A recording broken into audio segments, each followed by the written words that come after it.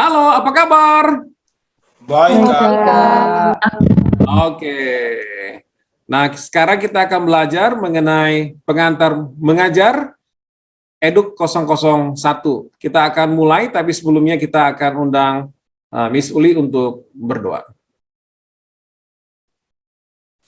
Satu dalam doa.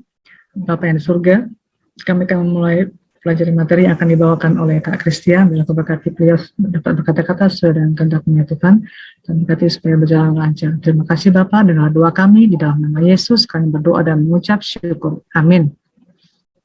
Oke, terima kasih. Izin share ya.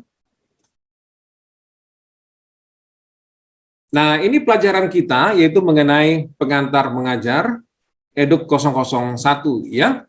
Dan ini merupakan satu program baru dari General Conference yang disebut Club Ministry Training, di mana program ini mengadop dari program daripada NAD, North American Division, yaitu AYMT atau Adventist Youth Ministry Training. Nah, ini adalah milestone daripada peresmian daripada CMT ini, dan untuk Indonesia itu di tanggal 6 sampai 8 Mei. Kalau kita bandingkan, apa sih perbedaan antara pengantar mengajar di AYMT kurikulum dan juga di CMT adalah, kalau di AYMT itu kita belajar learning styles-nya dan multiple intelligence-nya. Tetapi untuk CMT kita hanya belajar learning style-nya. Dan kali ini kita akan belajar mengenai khusus untuk learning style atau pengantar mengajar. Ini adalah garis besar daripada pelajaran kita mengenai pengantar mengajar ini, ya. Dan intinya di sini adalah bagaimana pelajaran ini, bagaimana memperkenalkan konsep mengajar dan juga tujuan daripada pendidikan tersebut, seperti itu, ya. Di mana dalam pelajaran ini kita akan belajar mengenai gaya belajar dan bagaimana gaya mengajar. Di dalam buku penuntun ada 3 konsepnya, yaitu bagaimana konsep mengajar. Yang pertama adalah pencapaian, ya. Yang kedua adalah tanggung jawab, dan yang ketiga adalah menghormati otoritas. Mari kita pelajari satu persatu. Apa sih yang dimaksud dengan konsep mengajar pencapaian? Apa sih yang dimaksud dengan konsep mengajar tanya jawab dan menghormati otoritas tersebut? Yang pertama adalah mengenai pencapaian. Bagaimana orang muda perlu mengalami kesuksesan dalam penyelesaian tugas-tugas dan juga memahami tujuan, seperti itu, ya. Lalu untuk tanggung jawab, bagaimana orang muda harus belajar menerima dan dengan setia memikul tanggung jawab sesuai dengan usia dan juga pengalaman mereka. Dan yang ketiga adalah menghormati otoritas, ya. Bagaimana kaum muda perlu memahami dan menerima prinsip daripada otoritas tersebut. Lalu apa itu gaya belajar? Ya, apa itu sih learning style tersebut, ya? Lihat ini bagaimana dari gambarnya, ya, ada change, modify, adjust, seperti itu. Nah, gaya belajar sederhananya adalah suatu pendekatan, ya, atau suatu cara yang berbeda. Nah, nanti kita akan belajar lebih mendalam, ya. Tapi harus pahami dulu, ya, bagaimana gaya belajar itu adalah gaya belajar bagaimana pendekatan dan juga cara yang belajar yang tepat untuk adik-didik kita, seperti itu, ya. Nah, mari kita masuk ke slide berikutnya. Di dalam penuntun kita, nah tadi ini bedanya, ya. Kalau untuk yang program CMT ini ada 3 gaya belajarnya, ya, yaitu visual, auditory, dan kinestetik, ya. Kalau yang sebelumnya ada 3 ini dan juga ada yang tadi disebut multiple intelligence, seperti itu. Nah, di sini khusus untuk visual, auditory, dan juga kinestetik. Mari kita pelajari. Nah, ini yang pertama adalah mengenai visual, ya.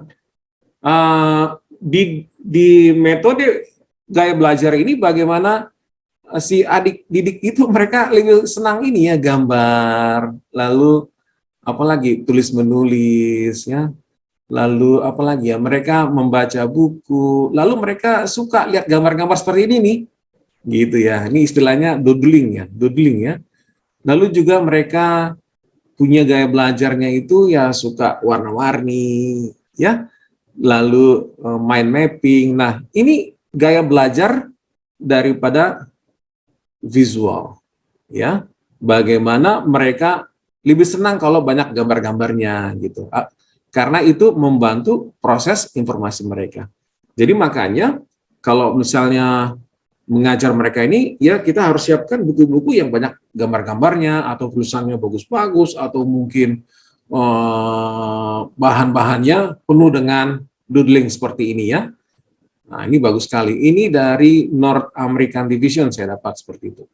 Nah, ini ada 10 karakteristik yang perlu dipelajari sebagai seorang pembina ya, bila bertemu dengan adik-adik ya yang mempunyai gaya belajar visual tersebut.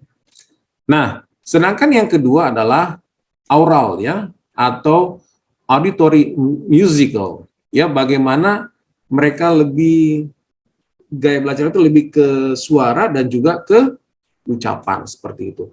Ini ada 9 karakteristiknya dan kita sebagai pembina harus mengetahui ya bagaimana cara belajar yang tepat bagi adik-adik kita yang mempunyai gaya belajar aural ini ya. Nah, kami akan berikan contoh bagaimana salah satu contoh metode yang tepat untuk aural ini untuk adik-adik kita yang susah menghafal ayat hafalan seperti itu ya. Nah, kami akan berikan contoh bagaimana supaya adik-adik aural ini ya mereka bisa menghafal ayat hafalan dengan menyanyi seperti itu. Kami akan berikan contoh. Contohnya itu kami ambil dari Efesus 4 ayat 26 dan 27. Ya. Nah, mari kita dengarkan lagu dari Efesus 4 ayat 26 dan 27.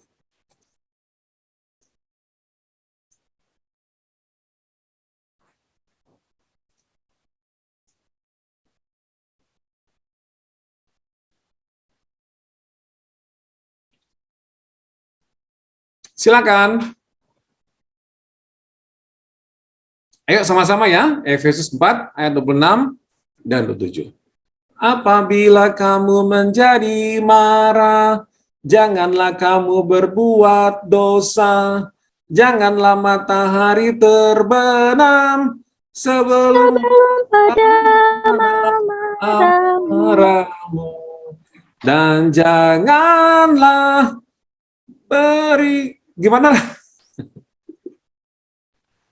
Kok diam-diam semuanya?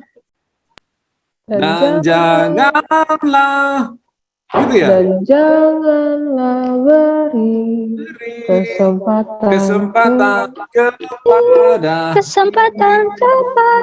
iblis, dan janganlah beri kesempatan kepada iblis. Sekali lagi ya, sama-sama ya semuanya ya. Ayo, 1, 2, 3. Apabila kamu menjadi pada iblis, apakah kamu berbuat dosa?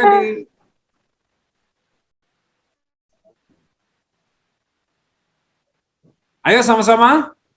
1, 2, 3.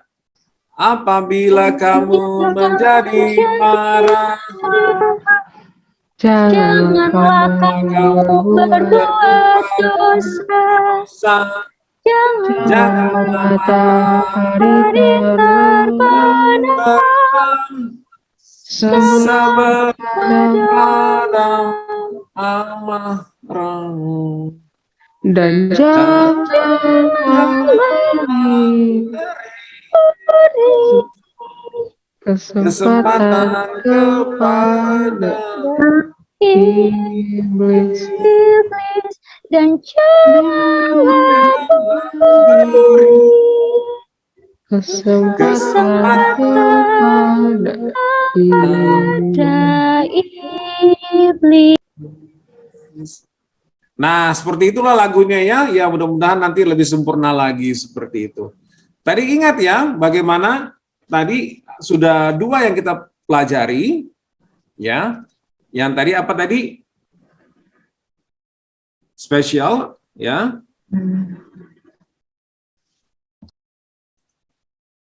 Lalu oral, dan yang sekarang yang ketiga kita mempelajari mengenai kinestetik, ya.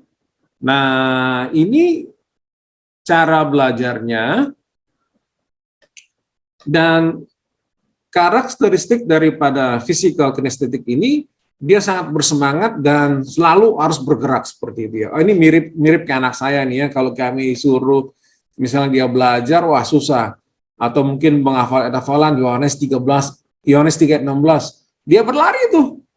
Dia akan lari karena begitu besar kasih Allah akan dunia ini sehingga dia menguraikan anak yang tunggal. Dia sambil berlari seperti itu, ya.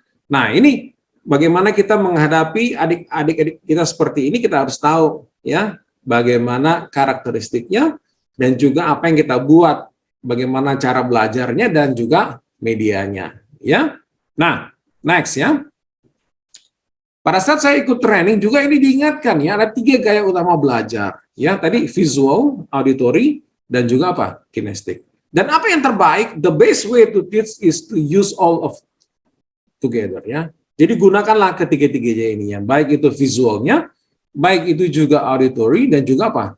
Kinestetik. Jadi kita harus sebagai pemimpin itu harus efektif seperti itu, harus tahu cara belajar yang tepat. Ya, nah sekarang bagaimana caranya kita mengetahui adik-adik kita itu ya, mereka mempunyai sistem gaya belajar seperti apa, seperti itu. Nah, kita bisa melihat di sini ya, ini ada alamat websitenya, dan saya sudah coba ya. Ini sistem gaya belajar saya ada 3 ya, auditory, visual atau tactile ya. Ini physical ya, kinestetik ya, seperti itu. Nah, untuk gaya belajar ada 8 gaya belajar ya, dan untuk mengetahui bagaimana cara kita mengajar itu, apakah kita itu project based learning atau teacher center atau mungkin Montessori, kita bisa buka di website ini ya, karena mungkin waktu tidak sempat, mungkin nanti bisa buka di rumah masing-masing ya. Nah, di sini ada beberapa pertanyaan yang ditanyakan, lalu kita bisa jawab, lalu nanti keluar hasilnya ya. Kita punya gaya mengajar itu sebagai guru tuh, apakah Montessori, apakah project based learning, atau cooperative learning ya. Nanti bisa dilihat di website seperti itu. Nah, sekarang gaya belajar apa yang tepat seperti itu. Dalam buku CMT Manual halaman 49, guru yang hebat adalah guru yang menggunakan gaya mengajar yang paling efektif untuk gaya belajar siswanya. Guru akan menjadi efektif ketika mengajar sebanyak mungkin gaya sehingga mereka dapat menyesuaikan dan beradaptasi saat dibutuhkan. Ya, ingat ini ya. Nah, ini juga bagi saya nih, saya juga harus tahu nih. Ya, misalnya Diana gaya belajarnya bagaimana seperti itu, Rudolf bagaimana seperti itu ya, Sir bagaimana ya, saya harus tahu. Ya. Lalu seorang guru yang sukses telah merencanakan dengan baik, mengerjakan rencana dan juga mampu beradaptasi dan melihat momen-momen untuk dapat mengajar dan meresponnya ya. Ini adalah merupakan ciri khas daripada guru yang efektif tersebut, dan itu ada di dalam CMT manual di halaman 50 ya, nanti dipelajari ini. Lalu metode yang mengajar yang terbaik adalah lakukan cara yang berbeda dalam mendidik. Seperti tadi ya, bagaimana kita harus menggunakan ketiga gaya ini, kita harus menguasai dan mengetahui baik itu visual, baik itu auditory dan juga apa? Kinestetik seperti itu. Ini adalah landasan daripada pelajaran kita mengenai pengantar mengajar ini dalam Amsal 22:6. Bagaimana didiklah orang muda menurut jalan yang patut bahaginya, maka pada masa tuanya pun ia tidak akan menyimpang daripada jalan itu. Lalu dalam bahasa Indonesia sehari-hari, ajarlah seorang anak cara hidup yang patut baginya, maka sampai masa tuanya ia akan hidup demikian. Dalam King James Version, train up a child in the way he should go. Ya, itu di garis bawahi. In the way he should go. And when he is old, he will not depart from it. Ya, ini bagus sekali. Satu landasan yang perlu kita ingat sebagai seorang pembina, ya. Bagaimana ajarlah seorang anak cara hidup yang patut baginya, seperti itu. Ya, jangan anak kinestetik kita suruh audio, ya, ya akan susah, nggak masuk bagi dia seperti itu, ya. Nah, dalam Education halaman 271, dengan pasukan pekerja seperti para remaja kita, ya, baik itu Pathfinder dan juga Adventurer, bagaimana yang benar-benar harus dilatih dan dapat memberikan seberapa cepat pesan tentang seorang juru selamat yang disalibkan, bangkit dan segera datang untuk dapat dibawa ke seluruh dunia. Ini pelajaran penting bagi kita, ya. Dan mudah-mudahan apa yang saya sampaikan dari pelajaran pada sore hari ini dapat kita mengerti dan kita pahami bagaimana pengantar mengajar, dan kita sebagai calon pembina, ya, dapat mengetahui gaya mengajar, gaya belajar, gaya yang paling efektif itu gaya seperti apa, seperti itu.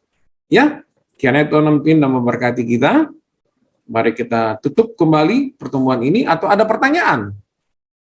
Iya, kalau ada pertanyaan nanti buat di kolom chatnya, kolom pertanyaannya nanti akan disiapkan oleh panitia, seperti itu. Oke, terima kasih. Kita undang berdoa, Ser Supriyadi Sekar berdoa.